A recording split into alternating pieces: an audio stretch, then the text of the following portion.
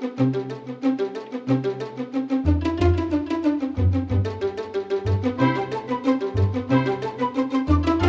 Friday. It's the 11th of September. It's the Sustainable Futures Report, and I'm Anthony Day. Welcome. This time, I'll be catching up on stories shared during August by listeners from Australia, Japan, and other parts of the world.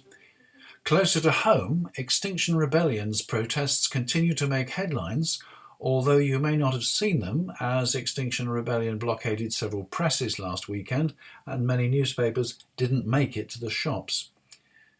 But first, let's talk about diet. If we are environmentalists, should we be vegan? On the Sustainable Futures Report this time, I have two guests, Sammy Bishop, a recent graduate in human physiology and a vegan, and Deirdre Lane, who describes herself as a green finance expert who's morphed from traditional commodity markets to empowering citizens on sustainable actions. She is not a vegan. What started this all off for me was the idea of veganism and some quite strong opinions.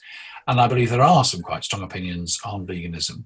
And therefore I was very interested to hear what Sammy said recently about veganism. Now, I understand that you've been a vegan for about 2 years. So that suggests you weren't brought up in a vegan household. So what was your motivation in becoming a vegan in the first place, Sammy? No, you're right. I've been vegan for just over 2 years now. And veganism stemmed from hearing about the climate change and the challenges our planet is facing, just in general culture and across the news, and seeing the pretty irreversible direction we're currently traveling in. And I started by making the very standard changes of my reusable coffee cup, trying to use less plastic when I can. And upon just reading and watching documentaries about the overwhelming evidence for the positive impact that a vegan diet can have on our planet, it just about 2 years ago became the inevitable next step that I took to try and minimize my personal impact on the planet. And that's my vegan journey, really.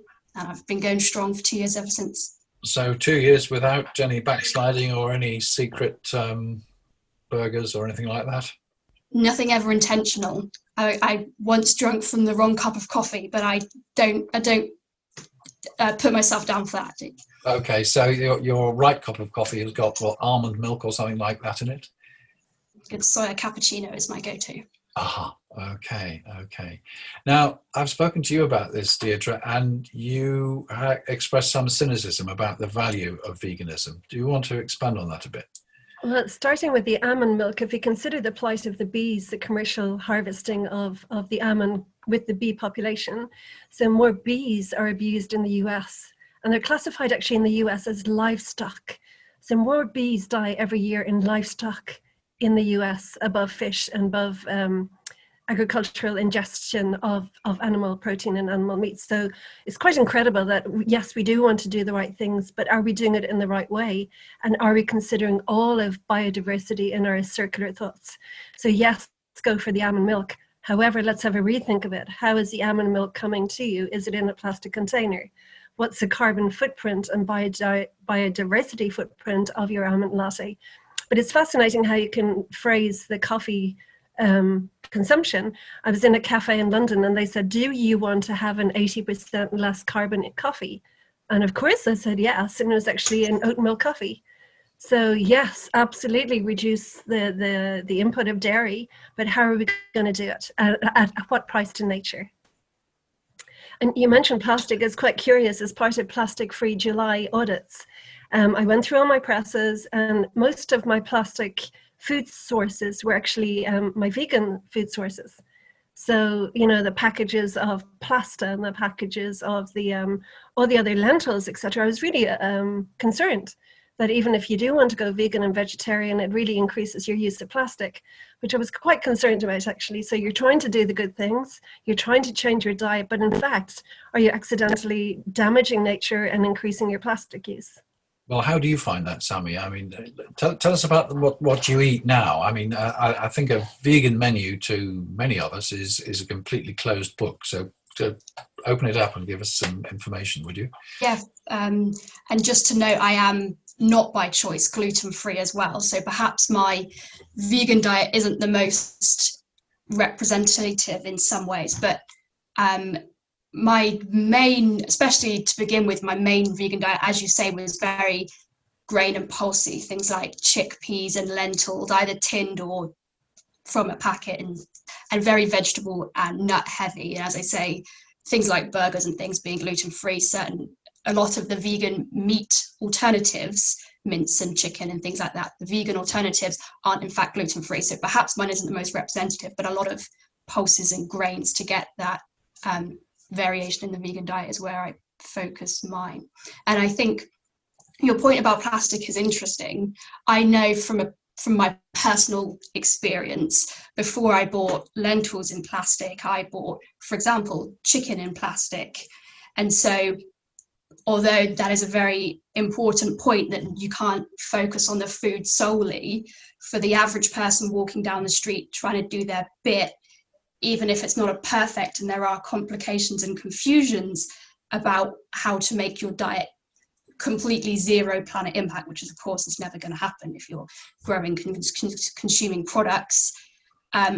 You've got to at least be trying to take a step in the right direction. And I think if you start saying, overloading people with too much information about the meat, the vegetables, the plastic, am I better to have a can of chickpeas or a bag of chickpeas?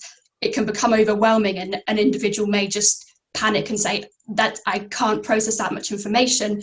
Let me just carry on as normal. And that's what I think. You've got to think of the nuance of these situations, but be careful of the average person overanalyzing every single thing that touches their lips, sort of thing. Okay, and how do you feel? I mean, some people say that a vegan diet is defective. It is defective in certain nutrients or vitamins or things like that. Do you feel as healthy, more healthy, less healthy than you did 2 years ago? I can with total honesty say I felt no difference whatsoever. Some people claim that it is more healthy, and I'm sure that's true. For me, not a single thing changed in how I felt, how much energy I had, how much I performed. I know it obviously is different for different people, but some world-class athletes even are vegan. And so for most people, one would assume if you have less energy demands on your body than a world-class athlete, perhaps. So for most people, I would assume that it is an entirely healthy way of life. It's interesting for female health that I found as females get older, those of us who choose a vegan diet actually have issues with their bones and osteoporosis. And also the depression can be linked to having a deficiency in B12 as well. So a really good friend of mine who has chosen to be a vegan for the last 3 years, she now has osteoporosis. She now has to have medication for it. And she's a doctor herself. She's shrunk 3 inches as well. So now that she has chosen vegan living and really healthy living as well. So she eats her carrot tops, for example, as well as the carrots. And they're delicious. I'd never thought of doing that before. So her combinations of taste from a vegan diet are amazing. Her brother is an organic farmer and he farms organic beef. So his point about having heart attacks from eating red meat is processed industrial farming practices. They take the beef, they bring the animal to the slaughterhouse. The animal can smell the fear and death. And then you're digesting something that is full of chemicals and hormones with fear. And then we're getting the heart attacks from the red meat. So I just spoke to my dad inside. I just cooked the dinner. I was like, Dad, would you ever be a vegan? And he went, no, and thumped the table. I like my traditional diet. So fish on a Friday and pig all year long. And they did not waste a single ounce of that pig. So the neighbors came in and they had the black pudding and nothing was wasted or spared of the pig. And even the processing of the pig manure as part of the refertilization of the ground was very much a circular system, everything enclosed, included. We have this great word in Irish called mehel. So it's let's say at the moment it's apple season, so you call your friends out to help you. Or if it's a hay harvesting, you'll have a mehel, and people, all your neighbors come along and we help. So very much the killing of the pig was a mehel. Wow. I just want to quickly add that I totally agree that for many people, veganism may not be healthy. I know you say, as a young woman, I know a lot of people that suffer, for example, with eating disorders and things like that. And one of the worst things for someone with a history of disordered eating is tightly controlling what you can and can't eat. So although I think for many people it is healthy, if it is not healthy for you, I think it's important that everyone would respect that as well. Just want to add that. Okay, so you're not then saying that we should all become vegans, or are you saying that ideally we should all become vegans? I would say undeniably, I think a vegan diet would have a positive impact on the planet if we were all to undertake it.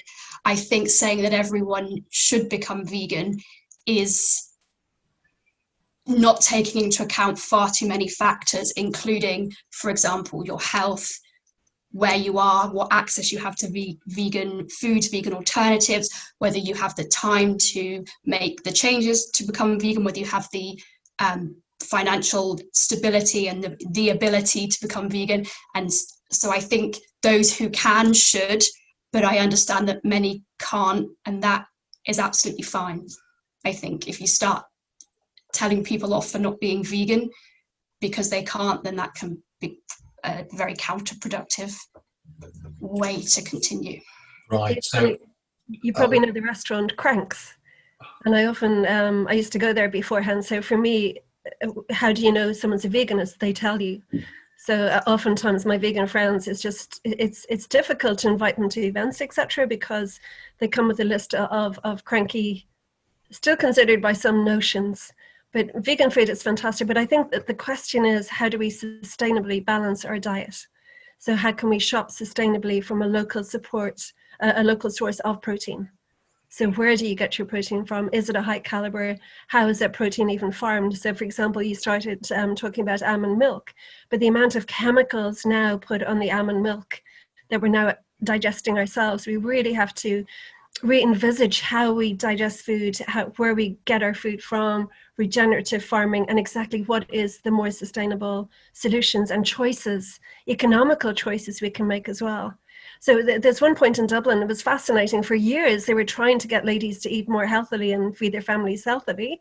And the women joined a fitness club, and the fitness people, they had to pay to be part of this fitness thing.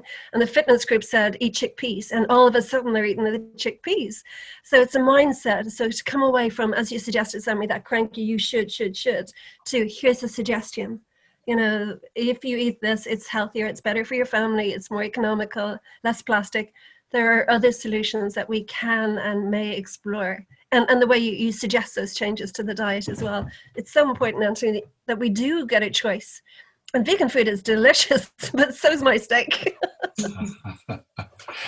So, Sammy, you are committed to veganism for the foreseeable future then? For the foreseeable future, I'm certainly not tempted to although I love a steak, I'm not tempted to go back, that's for sure. No. Right. On the other hand, Deirdre, you're not going to give up your steak or your black puddings. Oh, lovely black puddings. But it's funny, the healthy choices you make. A vegan colleague gave up cigarettes and started eating wine gums instead. She didn't realize where gelatin came from. So we really have to educate people in the choices that you're making. What are you swapping what for? You know, very important that we balance the situation. Okay. Well, thank you both for your thoughts on this very important topic. And before we close, I'd just like to ask for your thoughts on what's been going on with the Extinction Rebellion over this last week, because you're aware that they generated a lot of controversy by blockading the printing works and stopping a lot of newspapers from being distributed on Saturday. There is a rumour that the government wants to reclassify Extinction Rebellion as organised crime, and Extinction Rebellion itself says the police are being extremely heavy-handed in these later stages of the demonstration by using all sorts of legal excuses using in particular the COVID regulations to drive people off the streets. What's your reaction to what's going on? Should people break the law or what? Deirdre, would you like to go first? So, having been part of Extinction Rebellion in Britain and the UK, and a fantastic convivial festival ambience outside Parliament Square in London, I can vouch for the behaviour when I was present at the time, and it was very encouraging, positive, intellectual debate involving young people and families on the future of our country. So using COVID regulation to hinder the meeting of more than 6 people can be viewed very, very suspiciously. So we have the right to protest. We should regard that right and save that right preciously. Extinction Rebellion are doing a really good job in actually sharing that conversation in a meaningful way. So being heavy-handed with young people is really going to backfire, I think. In Brexit, your country seriously is in trouble, and the last thing you want is to make malicious, militant teenagers and families oppose the forces that are in power. So there are ways to do things, of course. Non-violent dialogue is extremely important and very well practiced by Extinction Rebellion, and to be commended. So I'm pretty horrified by the corralling of rebels and how they're being treated currently, especially with the religious dimension.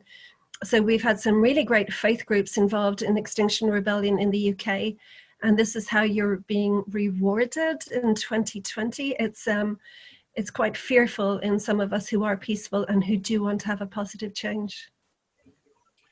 Thank you. Well, as perhaps somebody not so heavily involved, but nonetheless affected by the future of the planet, as we all will be, although you'll probably be affected by it for quite a lot longer than some of us. Sammy, what's your take on what's been going on? Yeah, I'd say on the whole, I agree with what Deirdre just said, particularly peaceful protests.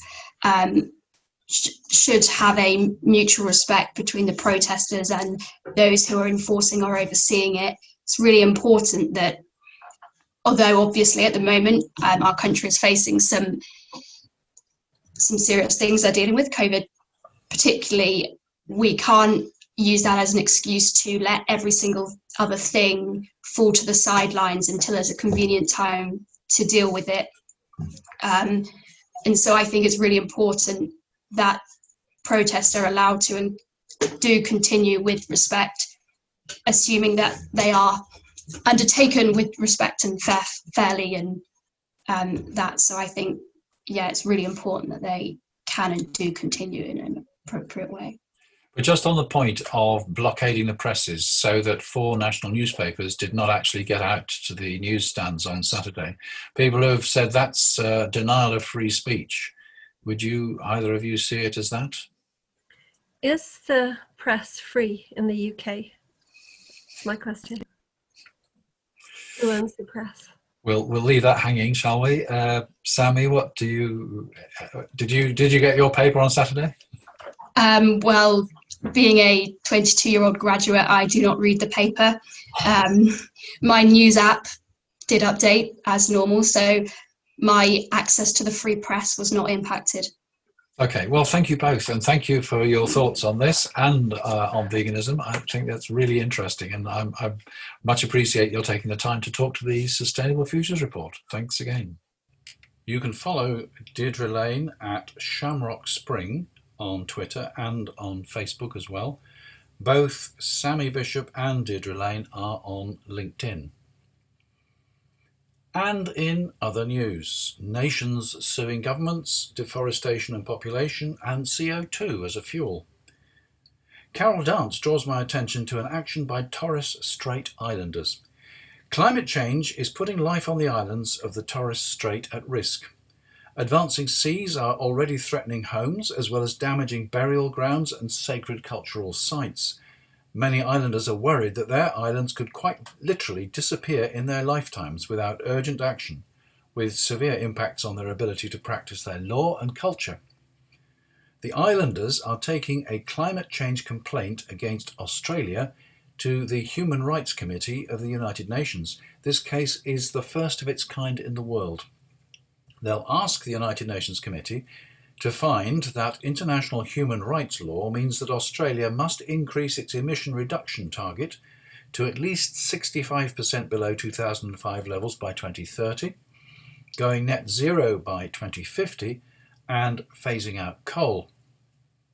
The outcome will undoubtedly be watched with interest around the world. We in Britain have come to know that former Australian Prime Minister Tony Abbott believes that actions to tackle the climate crisis are about as sensible as making sacrifices to appease the volcano gods. Such attitudes are shared to a great extent by the present Australian government, which keenly advocates fossil fuels, understandably, as coal exports provide a major element of the national income.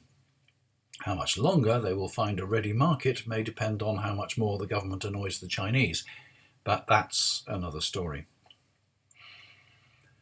If you burn fossil fuels, you release CO2, carbon dioxide, the greenhouse gas. Not much you can do about it at the individual vehicle level, but at major industrial sites and power stations, carbon capture and storage, or carbon capture and utilisation, is the holy grail. If you capture the CO2, what can you do with it? Well, Argonne National Laboratory in the United States announces a new electrocatalyst which effectively converts carbon dioxide and water into ethanol. Ethanol is an ingredient in nearly all US gasoline and is widely used as an intermediate product in the chemical, pharmaceutical and cosmetics industries. The process resulting from our catalyst would contribute to the circular carbon economy, which entails the reuse of carbon dioxide, said D.G.L. Liu, senior chemist in Argonne's Chemical Sciences and Engineering Division and a case scientist in the Pritzker School of Molecular Engineering, University of Chicago. Certainly the process would slow down the release of CO2, but it's not a closed circle. CO2 will be emitted and lost if the ethanol is used in road fuel, and will be re-emitted when the products of the other industries are eventually discarded. Patron Esteban Velez Vega contacted me about an article he saw in Nature on deforestation and world population sustainability. The author's opening remarks include, "We evaluate the probability of avoiding the self-destruction of our civilization. Based on the current resource consumption rates and best estimate of technological rate growth, our study shows that we have very low probability, less than 10% in most optimistic estimate, to survive without facing a catastrophic collapse." They continue, "It is highly unlikely to imagine the survival of many species, including ours, on Earth without trees. In this sense, the debate on climate change will be almost obsolete in case of a global deforestation of the planet." Of course, some people are not fazed by this at all. Elon Musk of Tesla cars and SpaceX believes we should leave the Earth and colonize the planets. He has said he would be happy to die on Mars, as long as it's not on impact. The authors of this study have considered the idea. Here's what they say. "We connect such probability of survival without facing a catastrophic collapse to the capability of humankind to spread and exploit the resources of the full solar system. According to Kardashev's scale, which measures a civilization's level of technological advancement based on the amount of energy they are able to use, in order to spread through the solar system, we need to be able to harness the energy radiated by the sun at a rate of 4 times 10 to the power of 26 watts. Our current energy consumption rate is estimated at around 10 to the power of 13 watts. As shown in the subsection Statistical Model of Technological Development and Numerical Results of the following section, a successful outcome has a well-defined threshold, and we conclude that the probability of avoiding a catastrophic collapse is very low, less than 10% in most optimistic estimate." President Jair Bolsonaro of Brazil is another not fazed by all this. Under his rule, the chainsaws have never stopped. And finally, someone recently sent me an email which started like this: climate change doesn't stop for anyone. It doesn't pause for pandemics, it doesn't go on a summer recess, and it doesn't reward good intentions. And the wildfires in California haven't stopped either. That's why I'm concerned at the measures the British government is taking to suppress the current Extinction Rebellion protests. Calling the activists criminal lawbreakers is particularly ironic in a week when a British government minister has announced in Parliament that the government intends to break international law. And that's it. That's it for this episode. Thank you for listening, and I'm delighted to say that people are listening in rapidly increasing numbers. I must be doing something right, but please do get in touch and tell me what else you'd like me to focus on. At the moment, I get my stories by scanning the media and picking up what I think is interesting, but some people do write with ideas, and I'm always grateful for more. As always, you can contact me at mail@anthony-day.com. Thanks also to my ever-loyal patrons who contribute a small amount each month to help cover the costs of hosting and researching for this podcast. Your support is immensely appreciated. You too can become a patron, and the details are at patreon.com/SFR. That's patreon.com/SFR. Before I go, here's an item from the newspaper which shows why you should be kind to wildlife. A gentleman in his 80s was eating his dinner when he became annoyed at a fly buzzing around him. He took aim with an electronic fly swat and tried to dispatch the insect for good, unaware of a gas leak in the kitchen. When he took aim, a spark from the swat ignited the gas. The gas cylinder exploded, demolished part of his kitchen, and caused a section of his roof to blow off. Local reporters said the man managed to escape with just a burn to his hand, but the house is currently uninhabitable. The fate of the fly is unknown. I'm Anthony Day. That was the Sustainable Futures Report.